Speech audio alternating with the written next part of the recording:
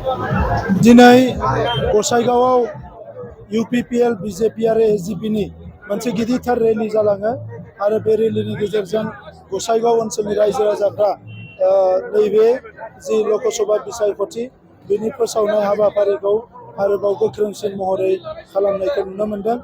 बे समाव क'क्राझार लकसभा समस्तियाव जयन्त बसुमतारी बिथाङा देरहागोना रोखा जाबाय आरो दानि समाव नायोब्ला 3 लाखनिफ्राय बांसिन भट मोननानै जयन्त बसुमतारी बिथाङा देरहागोन आरो दिनै मैया क'क्राझाराव बेसेबा गिदिर रेलि जानायनि उनाव दिनै आरो गसाइगावआव जोबोद गिदिर मोनसे रेलि जों खालामनो हादों आरो गाबोनो बिजनियाव आरोबाव मोनसे रेलि जागोन। बिनि उनावनो जोंनि फोसावनाय हाबाफारिया जोबसिगोन। जोङो जोबोद गोजोननाय मोनदों।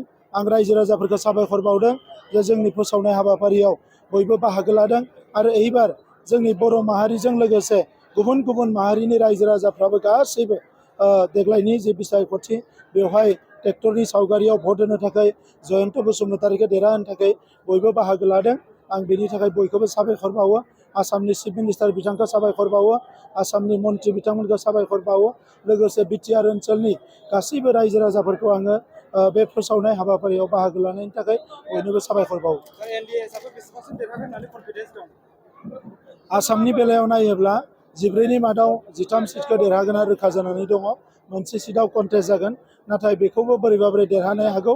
अब्लानिया मोनब्रै सिटआवबो गासै 14 सिटआवबो देरहागोन। मोनसे गोजोनथाव खौरां, नोंथाङा गोबां बाथ्रा मिथिनो थाखाय नैबे 8474015053 जानबुं नम्बरनि गेजेरजों नोंथाङा फन खालामनानै मिथिनो हागोन।